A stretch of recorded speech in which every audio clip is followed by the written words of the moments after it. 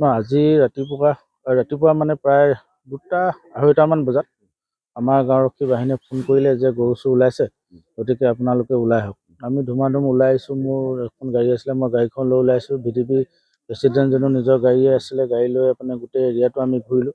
সেই সময়তে সেইফালৰ পৰা আমাৰ ভুগুলনিতো গৰু চোৰ হৈছিলে, তেখেতলোকে সেইফালৰ পৰা ওলাই আহিলে। ওলাই আহি আমি গোটেইখিনি আলোচনা বিলোচনা কৰিলোঁ। গাড়ীখন কোন চাইডে গৈছে আমি অলপ সোধ-পোছ কৰি ৰেল গেটৰ ওচৰলৈ আহিছিলোঁ। ৰেল গেটত যিহেতু নাইট চকীদাৰ থাকে, এইফালে গাড়ী পাৰ হৈ গৈছে। এইখিনি কথা বতৰা পাতি থাকোঁতেই এই আপোনাৰ দুলীয়াবাম দিশে এখন গাড়ী আহিলে। গাড়ী অহাৰ পিছত আমি ৰখালোঁ, দেখিছোঁ তাত পিছফালৰ নাম্বাৰটো নাই। এই আমাৰ দুলীয়াবাম দিশে গাড়ীখন আহি ৰখাই, নাম্বাৰ প্লেট নাই। চালোঁ গাড়ীত গাই গৰু এনেকুৱা আছে। যিহেতু আজি যোৱা 25 ডিচেম্বৰ দিনাখন 24 ডিচেম্বৰ দিনাখন আমাৰ ৰাংচালি নেপালী গাঁৱৰ পৰা ৰাংচালি এনেকৈ 8টা গৰু ৰাতি লৈ গ'ল। এইটো আচলতে আমি আৰক্ষীক খবৰ দিছোঁ যে এনেকৈ ৰাতি গৰু চুৰ হৈছে বুলি।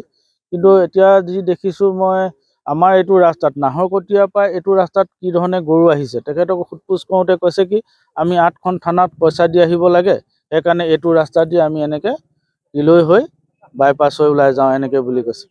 গতিকে এইখিনি বহুত বিসংগতি আছে। আমাৰ ইয়াত যথেষ্ট গৰু হৈছে। আজিলৈকে মই সেইদিনা হিচাপ এটা দিছোঁ আমাৰ স্থানীয় প্ৰশাসনক, প্ৰায় 20ৰ পৰা 30টা গৰু ইতিমধ্যে চুৰ হৈছে বুলি এইকেইদিনতে। নিশা প্ৰায় 3:35 মোলৈ আমাৰ স্থানীয় গাঁও প্ৰধানে মোলৈ ফোন কৰিছে যে এনেকৈ তেনেকুৱা কথা যে গাড়ী এখন আমি ইয়াত ৰখালোঁ, গৰু লৈ আহিছে, আহকচোন। ভিডিপি হিচাপে ময়ো মোৰ 2-4জন সদস্যক ফোন কৰি লগে লগে আহিলোঁ যে হয়, গাড়ীখনত এখন AC গ'ল্ড গাড়ী হয়, তাত 6টা গৰু আনিছে। গৰু অৱশ্যে তেখেতলোকে অকল 3টা গৰুহে তেতিয়া নমাইছিলে। তাৰপৰা ময়ো আহি পালোঁহি, যেতিয়া আমি গোটেইখিনি সহযোগ কৰি গৰুকেইটা নমালোঁ। নমাই কাগজ পত্ৰবিলাক যিবিলাক আনিছে আমি চালোঁ সেইবিলাক। সেই কাগজ পত্ৰবিলাক দেখিলোঁ যে গৰু বিকিছে কোনোবাই, চহী কৰিছে কোনোবাই, ঠিক তেনেকুৱা এটা ৰূপ হৈছে। আৰু এই ৰাস্তাইনো কিয় আহিবলগীয়া হ'ল সেই কথাটো সোধা হ'ল। এতিয়া তেখেতলোকে ক'লে যে আমি এইটো ৰাস্তাত এইটো কাৰণে আহিবলগীয়া হয় যে আমি থানাবিলাকক এৰি আহিবলগীয়া হয়, কাৰণ তেওঁলোকক আমি অতিৰিক্ত পইচা এটা দিব লাগে, যাৰ কাৰণে আমি এই ৰাস্তাটো আহিবলগীয়া হয়। তেতিয়া আমি ক'লোঁ যে আপোনালোকে আহে ঠিকেই, কিন্তু আমাৰ ইয়াত আপোনালোকে আজি শনিবাৰ নিশাটোতে গৰু নিয়ে, কিন্তু শনিবাৰ নিশাটোতে আমাৰ এই গাঁৱত গৰুবোৰ প্ৰায় হেৰায়। আপোনালোকে 2-এটা গৰু চাগে লগতে উঠাই লৈ যায়। আৰু সেই সন্দেহটো আমাৰ আজি নহয়, আজি বহুদিনৰ পৰা আছে, আৰু তেনেকুৱা হৈছেও, নোহোৱা নহয়। অৱশ্যে আজি আমি যিখন গাঁৱত ভুগুলনি গাঁও, আমাৰ ইয়াৰ পৰা প্ৰায় 4 কিলোমিটাৰ দূৰ হয়, তেওঁলোকৰ তাত এটা গৰু ইতিমধ্যে হেৰালেই, আৰু সেই চোৰে এটা মোবাইলো পেলাই থৈ গৈছে। জানিব পাৰিছোঁ যে আজি নিশাই হেৰাইছে গৰু এটা, কাৰণ উঠাইছে এটা সৰু গাড়ী এখনত উঠাইছে। অৱশ্যে সেই গাড়ীখন আমি নাপালোঁ, কিন্তু সেই গাড়ীখনৰ পমখেদিহে আমাৰ ৰাইজে গৰু চুৰ বিচাৰি ওলাইছিলে। কিন্তু এতিয়া মোবাইলটো গৰু উঠোৱা জেগাতে পৰি গ'ল।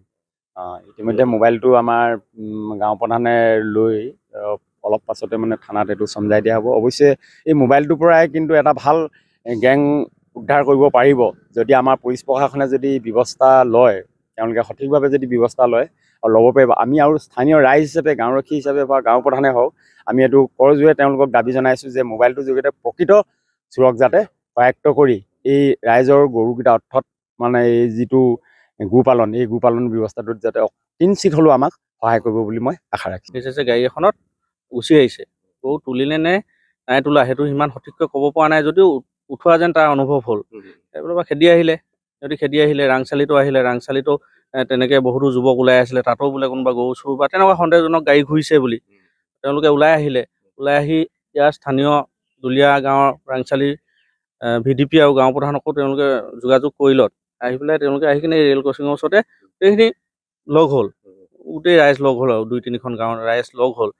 সেই সময়তে এই দিশৰ পৰা, দুলীয়াবাম ফেক্টৰী দিশৰ পৰা এখন AC গাড়ীত 6টা গাই গৰু, দমৰা আৰু বলদ গৰুৰে সৈতে 6টা গৰু লৈ কিনে এখন গাড়ী আহিছে। তেওঁলোকক হেৰি কৰিলে, ৰখাই পেলাই সোধ-পোছ কৰিলে। তেওঁলোকে কথাবোৰ বৰ মিল নাই, ক'ৰ পৰা আহিছে, কি কথা বৰ ঠিককৈ নোকোৱাৰ কাৰণে তেওঁলোকক ৰখাই থ'লে। ৰখাই থোৱাৰ পিছত মোকো অৱগত কৰিলে, ইয়াৰ লোকেল যিজন আমাৰ গাঁও প্ৰধান আছিলে, তেখেতেও মোক ফোন কৰিলে যে তহঁতৰ সেইফালৰ পৰা আহিছে বুলি যিহেতু হেৰি হৈছে, তয়ো আহ। ময়ো আহিলোঁ। আহি পেলাই ইয়াত আহি কিনে যেতিয়া লগ হৈছোঁ, তেওঁলোক গোটেইখিনি হেৰি হোৱাৰ পিছত আৰু এখন গাড়ী আহিলে একে দিশৰ পৰাই, আৰু এখন DI হ'ব নহয়, DI গাড়ীত আহিলে। DI গাড়ীখনত তাতো গাই গৰু পোৱালি একেবাৰে পোৱালি গৰুও আছে আৰু এনেকুৱা বলদ গৰু তাত 8টা মুঠ 2খন গাড়ীত 14টা গৰু। তো স্থানীয় প্ৰশাসনকো অৱগত কৰা হ'ল। তাৰপিছত ইতিমধ্যে আমি ৰাতিপুৱা সময়ত গম পোৱা গ'ল যে ঘুগুলনিত য'ত প্ৰথম আমাৰ গাঁৱত গৰু তোলাৰ সন্দেহ কৰা হৈছিলে সেইখিনিতে এটা মোবাইল ফোন তেওঁলোকে গাঁৱৰ এজন যুৱকে পাইছে ৰাতিপুৱা নিজৰ কামত ওলাই যাওঁতে এটা মোবাইল ফোন পাইছে। এইটো মোবাইল ফোনটো আপোনালোকে চাব পাৰে। মোবাইল ফোনটো পোৱা গৈছে। তো গতিকে আমাৰ ৰাইজে এটাই অনুৰোধ, আমি ইতিমধ্যে প্ৰশাসনক খোৱাং থানাৰ পৰা আৰক্ষী বিষয়াসকল আহি গ'লে গৰু গাড়ী 2খন জব্দ কৰিছে আৰু তেওঁলোককো লৈ গৈছে গৰুৱে সৈতে। তো আমাৰ এটাই অনুৰোধ যে প্ৰশাসনৰ প্ৰতি আমাৰ এটাই অনুৰোধ যে আমি প্ৰশাসনৰ যি আশ্বাসত থাকোঁ, ইতিমধ্যে আমাৰ অঞ্চলটোত বিভিন্ন গৰু চুৰ হোৱাৰ অৱগত কৰিছে ৰাইজে। এটাই অনুৰোধ যাতে এইটো উচিত তদন্ত কৰি, যিহেতু এটা প্ৰমাণ তেওঁলোকে ৰাখি গৈছে, আমিতো ভাবিছোঁ যে এটা প্ৰমাণ ৰাখি গৈছে, মোবাইল ফোনটো ৰাখি গৈছে। ইয়াৰ জৰিয়তে যাতে তেওঁলোকে গোটেই বস্তুটো উচিত তদন্ত কৰি যাতে আমি যাতে ক'ব পাৰোঁ। আৰু এটা কথা, দ্বিতীয় গাড়ীখনে যিখনে লৈ আহিছে এখন তেওঁলোকে কৈছে পাৰ্মিট আনিছোঁ বুলি। আমি চাইছোঁ তেতিয়া দেখিছোঁ যে সেই আমাৰ নাহৰকটীয়াৰ নমাটি গাঁৱৰ গাঁও প্ৰধান নাম কি আছিলে জানো, গাঁও প্ৰধানজনে এখন দি পঠিয়াইছে যে বিক্ৰী প্ৰমাণপত্ৰ দি পঠিয়াইছে। একেজন ব্যক্তিয়ে কিবা দিহিঙীয়া উপাধি এজন ব্যক্তিয়ে তেখেতৰ টকাৰ প্ৰয়োজন হোৱা 8টাকে গৰু বিক্ৰী কৰিলে বুলি এখন কাগজ দি পঠিয়াইছে সেই গাঁও প্ৰধানে। তো আমাৰ অনুৰোধ সেইটোও যাতে হয় যে প্ৰকৃততে গাঁও প্ৰধানে দিছেনে নাই দিয়া। এখন ধুনীয়া পেডত তেখেতে ইংৰাজীত এটা গভট অফ আছাম লিখা এখন ধুনীয়া অফিচ অফ দ্য গাঁও প্ৰধান এনেকৈ ধুনীয়া এখন পেড বনাই লৈছে। সেই পেডত তেওঁ গৰু ৰঙে সৈতে বিৱৰণ দি লিখিছে। সেইটো যদি তেখেতে যদি বৈধ কাগজ দিছে একো আমাৰ কথা নাই। যদি সেইটো এটা তদন্ত কৰক আমাৰ প্ৰশাসনে, খোৱাং থানাৰ পৰা সেই স্থানীয় প্ৰশাসনৰ লগত যোগাযোগ কৰক, সেইটো আমাৰ যিকোনো খবৰৰ বাবে যোগাযোগ কৰক 7099017330 লগতে 7099017110 নম্বৰত।